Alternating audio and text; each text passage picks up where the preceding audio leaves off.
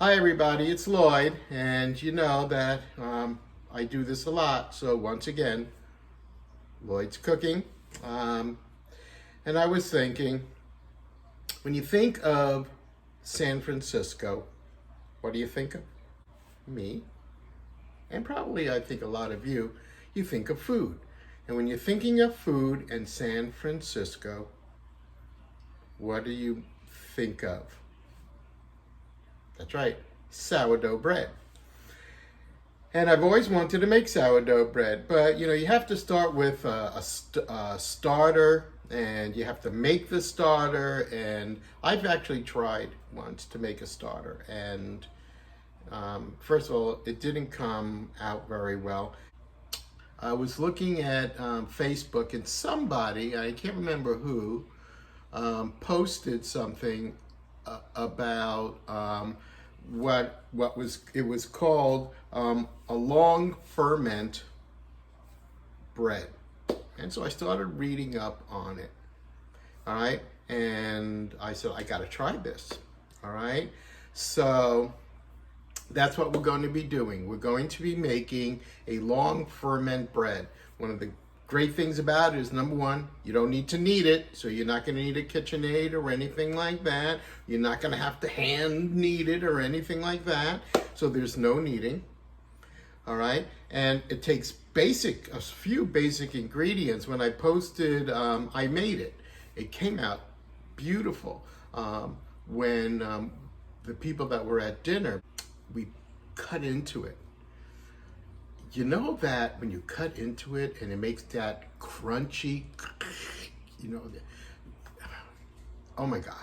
I mean, just by the sound of it, it was just beautiful. I've got to tell you, after it was baked and I flipped it out of the baking container, and that's going to be exciting too. But when I flipped it out, I mean, Botch and I just looked at it and looked at each other and looked at it and looked at each other, and we kind of did a happy dance. I mean, it was beautiful. It was so exciting. All right. So I had to share this with you. All right. So anyway, and then when we were eating it, we cut into it and made that really fresh crunching sound. And when we tasted it, I mean, Aris, who is a lot of times very particular, said to me, it's like restaurant quality. I mean, it's perfect. I mean, he loves sourdough. Batia loves sourdough, which is one of the reasons why I've been trying so hard to find one, because she likes it so much, and my whole life's dedicated to making her happy, Yeah. So, any rate, this is going to do it. So let's get baking, all right, and let's go through some of the basic ingredients we're going to need. Okay, so what are some of the basic ingredients we need for the long ferment? All right, well, the first thing we need to do is we have to mix up some basic ingredient flour. All right, bread flour. All right. You may want to go, I'm using what I have, and so this came from Costco. It's a bread flour. It's a very good bread flour. I don't know what the protein content of this brand is. King Arthur, I know, has one of the highest protein content bread flour on the market. So if you're able to get that, it may not be a bad idea, but this did fine. All right. So what I'm going to need, you're going to need the flour. You're going to need a big bowl. All right. You're going to need salt. You're going to need yeast, and you're going to need water. Flour, salt, yeast, water. Done. Yeah, I know, crazy, right? So, flour, you're going to need 3 cups. So, and you just you measure it out, and just put it into your bowl. So that's 1,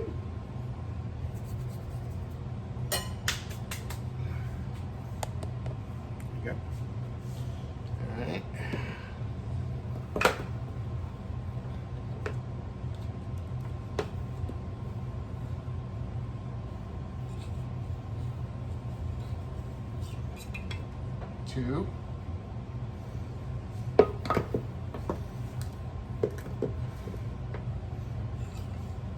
I have to refill my container here with more flour. Like I said, I get my bread flour from Costco. It comes in a 25-pound bag. It lasts a pretty long time. But anyway, so there's 3 cups of flour. All right. Gonna need salt. All right. 1 1/4 teaspoon of salt.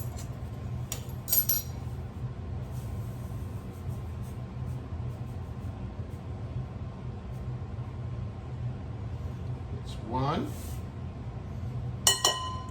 Now I'm putting the salt all the way on one side here.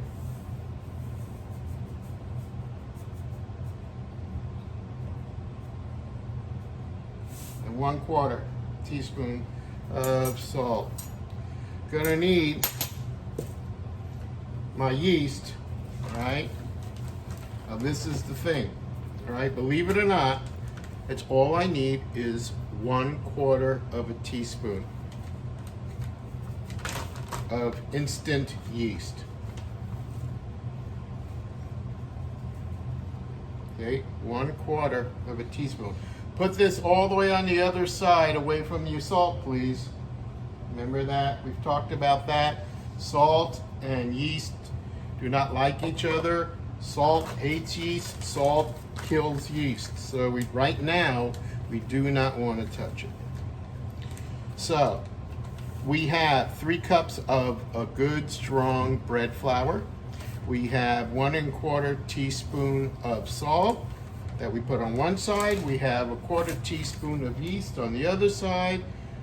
I'm running out of ingredients. The only thing I see left in front of me is the water, all right?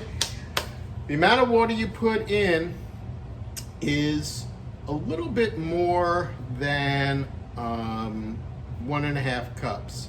So my measure on this, oddly enough, goes to, where is it? 1 3/4 cups. I don't know why someone would make a measure that doesn't, I mean, if you're at 1 3/4, why didn't it go all the way to 2 cups? I don't know. But this thing is measured at 1 3/4 cups. All right, at the top line here. I don't know, maybe if I went right to the very, very edge, it actually would be 2 cups, but whatever. For this works good. So first thing I'm gonna do, I've got my salt, I got my yeast, I have my flour. Use your hands. This is the only thing you're gonna need. So make sure you washed it. Yes, I did. And you're going to kind of just use your hand as your hook in order to mix all of these ingredients together. So now that it's all mixing, the salt and yeast don't really come directly in contact with each other, and so we're okay. I'm kind of feeling around. I'm feeling a few lumps of my flour. I don't even know if I have to do that, to tell you the truth, but that's what I'm doing. So you mix up with your hand, and now that's all I'm going to do,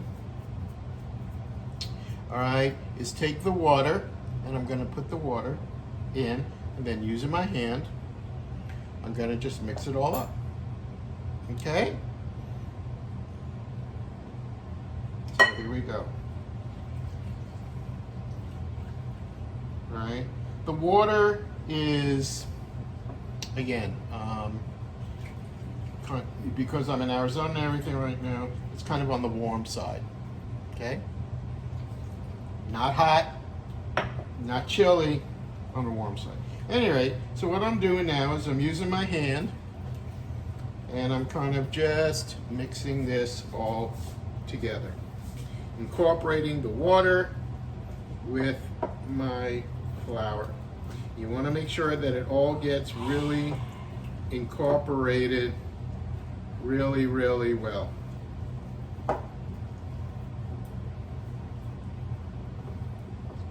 Okay?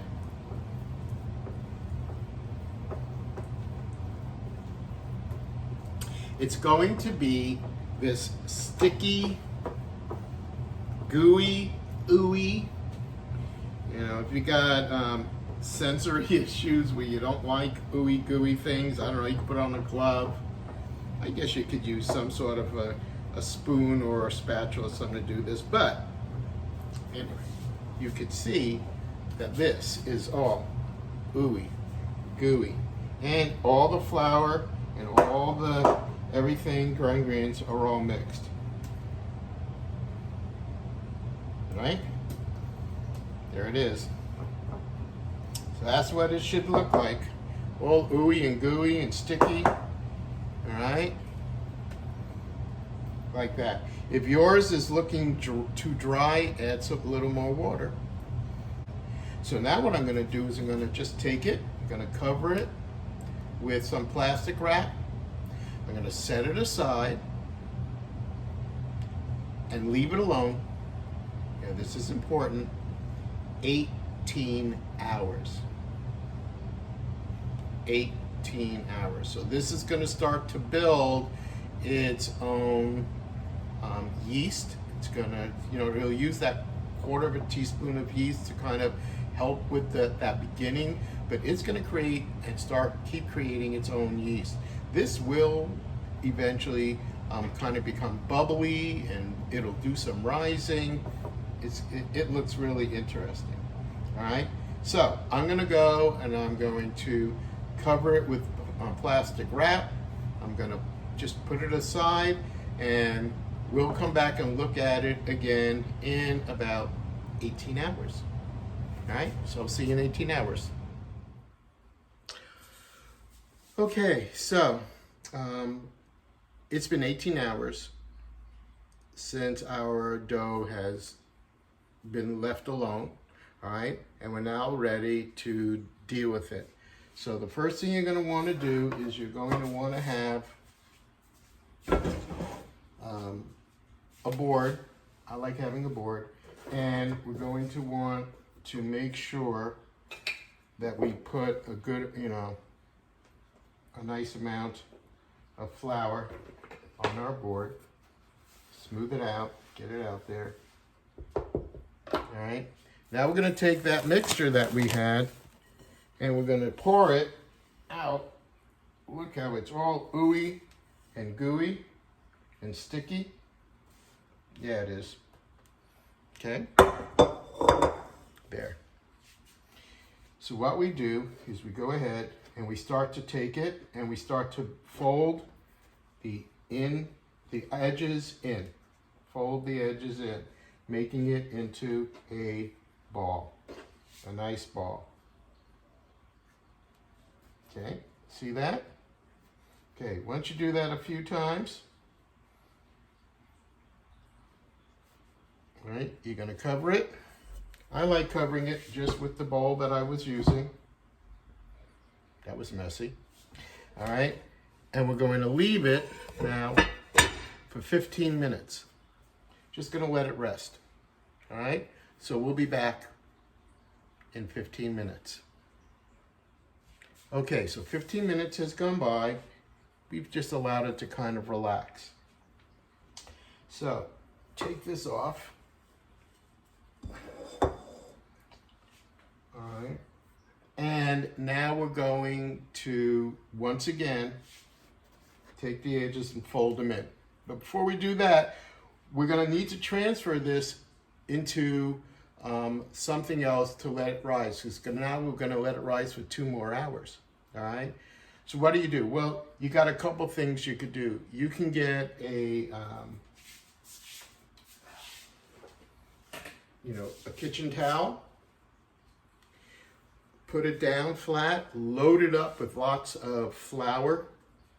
Right. Transfer this onto that. Fold it over and let it rise in that. A lot of people, from what I read, find this to be sometimes difficult to manage, because once it's done rising for 2 to 3 hours in this, you're going to have to transfer it from this into your cooking vessel. And they talked about having sticking issues and just hard to kind of manage it and get it to fall into into the vessel that they're going to cook it in from here. What I got, and I love this, all right, is called a Benetton Basket. Benetton Basket.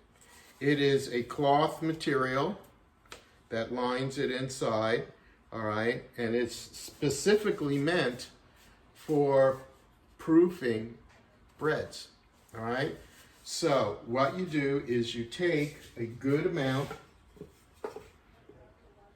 of your flour and you kind of rub it into your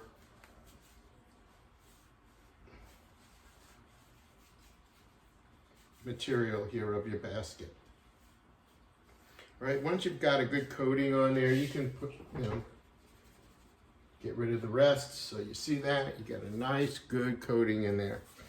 All right, so once I have that, what I can do next is, again, one last time, I'm going to fold, I'm going to fold, going to fold, and I'm going to fold. Form a nice basket. And then I'm going to lift it up and I'm going to plop it in here. I'm going to tip it over. So my fold sides are on the bottom. There. Okay, see that? All right. So I got that. I am now going to take this, I'm going to cover it. There it is. I was looking for it. My clear wrap that I used for my initial. And I'm just going to put it down here loosely. And it's going to go for about 2 hours, maybe up to 3. I'm going to wait until it kind of rises again and I have a nice dome going. We'll look at it together. All right, so you get an idea of what we're looking for. So at any rate, that's that. That's that part. All right. I can tell you that when I can smell. I mean, when I opened up the plastic initially to pour it on here, I could smell that fermentation, that sour from sourdough smell just rising from it. You know. So anyway, I will see you in about 2 hours or so. All right, so go do something and we'll come back. Bye. Okay, so here's where we're at. We're about 30 minutes. I hit my 2 hours. All right, I looked at it. I'm gonna let it go about another half hour. So in the meantime, first thing I'm gonna do is gonna get my oven going. All right, we're gonna set it for 446 degrees. Why that odd number? Well, according to the recipe, it should be cooking at 230 degrees Celsius. All right, and so that equals to, according to Siri, 446 degrees Fahrenheit. All right, so that's why that number. All right. Would it do something really, really awful if I had it at just a plain 450? I don't know. But sometimes 4 degrees can make the difference. I don't know. But for right now, since I have a digital thermostat for my oven, I'm going to set it for 446 degrees. Also, what am I going to cook it in before I do that? I'm going to cook it in cast iron pot, a Dutch oven. All right. This is how the method for doing this, and I've done this once. I posted it, and it turned out like amazing. I was kind of freaked out about this. I've never done it before. Maybe you have. But here's what I do. And I do this for any of my cast iron. Before I go to use it, I get some oil, like a grapeseed or something. So I have right near me some grapeseed oil, all right? And what I do is I take a little bit, not a lot, just enough so I can lightly coat, so you can say maybe a teaspoon. So I can lightly coat the inside and walls and everything of my cast iron pot. What we're going to do is we're going to, I'm going to put this in the oven without the top. You need something that has a top. Now, if you don't have a cast iron pot like this, any casserole pot or something like that that has a lid that can handle the 446 degrees is okay.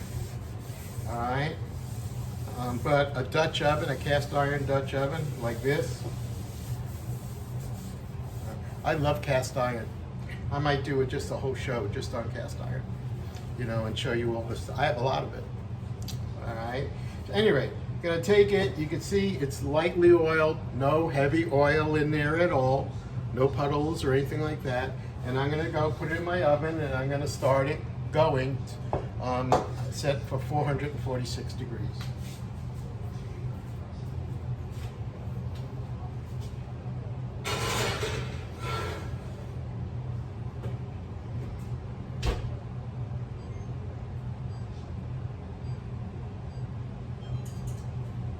All right, so there it is.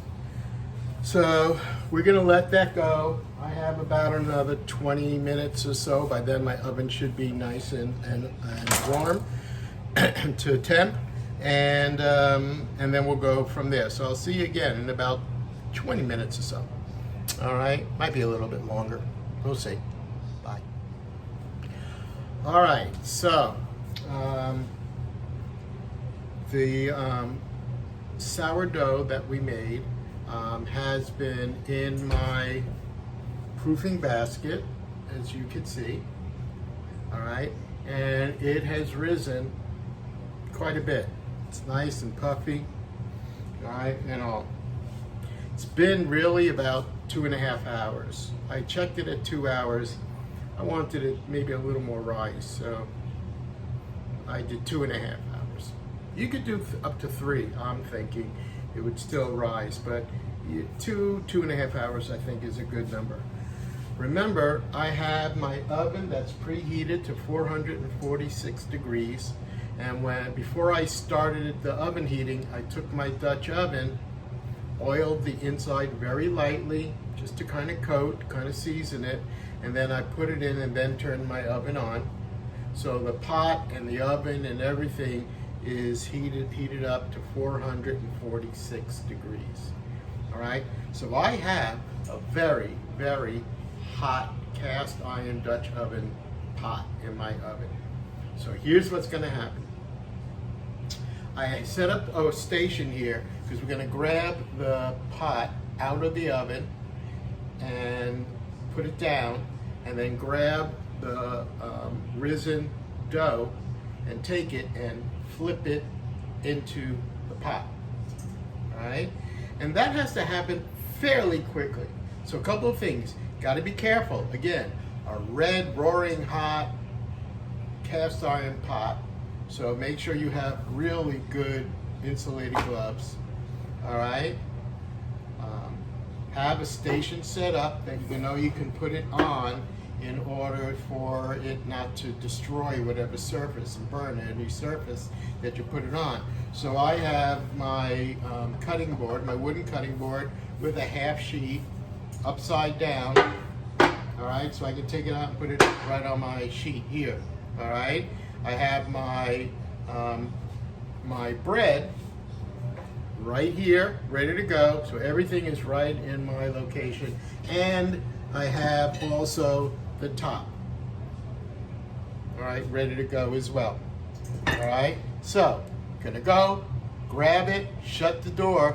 Don't leave that oven door open. You don't want to lose that heat. All right, bring it over here, put it down. Gonna grab my my dough, gonna flip it in, gonna put the top on, gonna return it to the oven. Okay, boom. All right, everyone ready? All right. So, all right. So with that, folks, Here we go.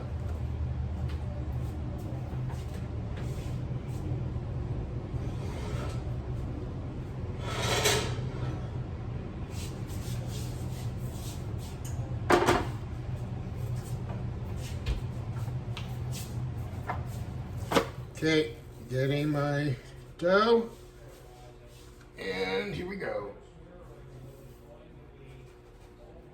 Come on. Come on. And it's in. All right. Now don't worry about having all of these like spiky pole things. That's just going to wind up eventually to be really yummy pieces of your bread. So a little bit stuck. Probably if I put a little more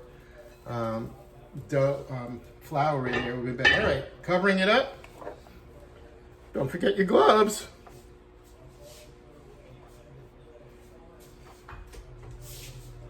And we're going back in.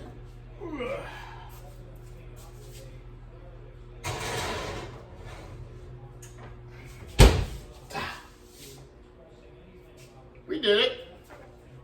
Right. Again, when it was pulling on my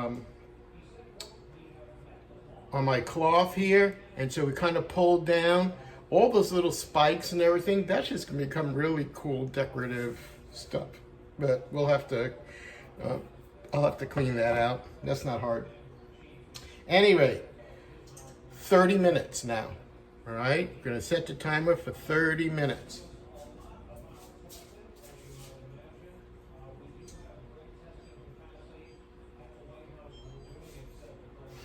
Okay, gonna let that cook 30 minutes. Then what I'm gonna do is I'm gonna take the top off, put it back, you know, close it, and then cook, let it cook, continue to cook, cover off for an additional 15. So 30 minutes now, cover off, 15 more minutes, we should be good. All right, with that. So I'll see you in about 45 minutes. We'll see how it came out. Okay, so we're coming down to the wire here. So I'm getting ready to pull it. Remember, we have a scorching hot cast iron skillet that I'm going to be pulling out, and then I'm going to be dumping it. So I have set here, I have my cooling wire, and I have a place set up where I can place my hot, scorching hot pot down and not have to worry about burning anything. So, here we go.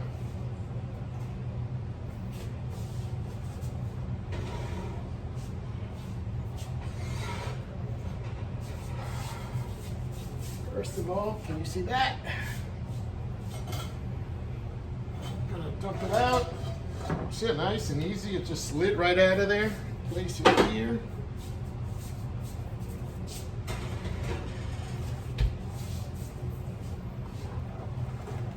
See how nice the bottom looks. The top got nice and brown. To tell you the truth, I had it in there, I think it was about 18 minutes. I know I told you 15. I could have pulled it at 15, I think. But this is hard, crusty, hot. All right. So, tell you what we're going to do. I'm going to let this rest about a half hour. I'll come back and we'll slice into it and see what we got here. All right? So, we'll see you in about 30 minutes. Okay, so we've allowed our loaf. It's still warm, but it's not hot anymore. It's been sitting around. We've let it kind of cool off before we cut into it. And so now's the tester, you know, to open it up and see what we got.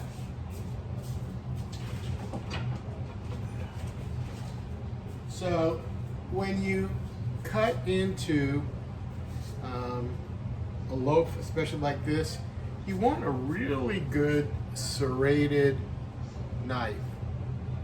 All right. Now this is, first of all, a really good serrated knife. This baby is sharp. One time I just wasn't paying attention and my finger just kind of lightly grazed the blade, and Well, it wasn't that long ago.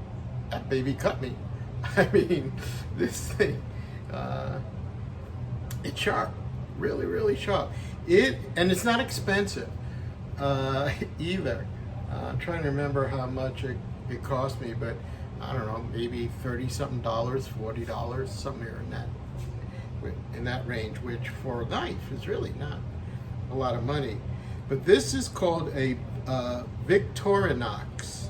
All right, let's see if I can get a good close-up for the... am I able to do that? I don't know. Anyway, Victorinox. It's a really good brand. I have this in a Victorinox. And I have my flexible boning knife. These two are Victorinoxes. Both, they hold an edge really, really good. I really like the handle. It just feels really good. It's kind of textured, so you don't have to worry about slipping. And it's one of those composite handles that doesn't allow bacteria and that kind of stuff. Anyway, very happy with it. But if you're looking for a really good serrated knife and you don't want to have to spend $100-something, I mean, these things get really expensive, check this out. Got it on Amazon. Well, we're self-isolating and I'm doing a lot of shopping there now, but great blade. Anyway, with that, so left-handed, so I got to kind of accommodate, but I want you guys to see. I want you guys, I think I might move this here, get it closer. I don't know if you can be able to hear it as I cut into it. All right, but I'm left-handed. It makes things awkward. All right, I'll try cutting it right hand with my right hand. Okay, listen. Shh.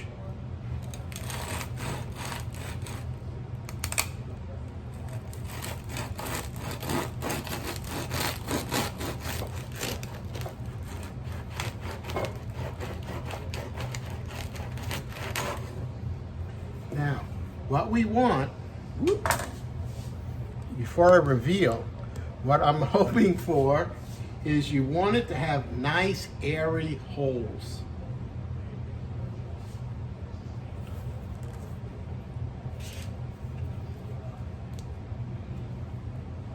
Look at that.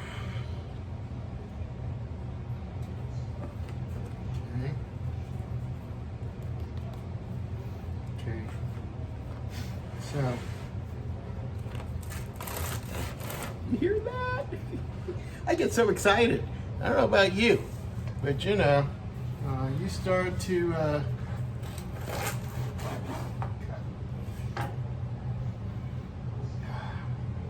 the inside is cooked through.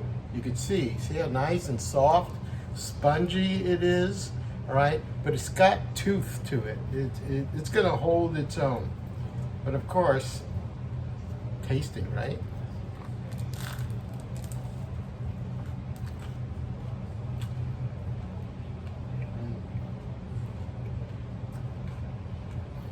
Yeah. It's not a real strong sourdough flavor, but it's there. The texture is there. You bite into it and you got to break through that crust. Oh man. So, if you want a good artisan bread that has that sourdough flavor, and you try this out, all right? Again, look at that. It's beautiful. Okay? Well, so that's my adventure in making a long fermented sourdough bread. No kneading, no nothing. Mix it in the bowl. Go through all those steps, all right, and you too. Proud to serve this. Proud to serve it. All right. All right. So with that, I'll see you again soon, because I can't help it. Very soon, Lloyd cooks. You know that.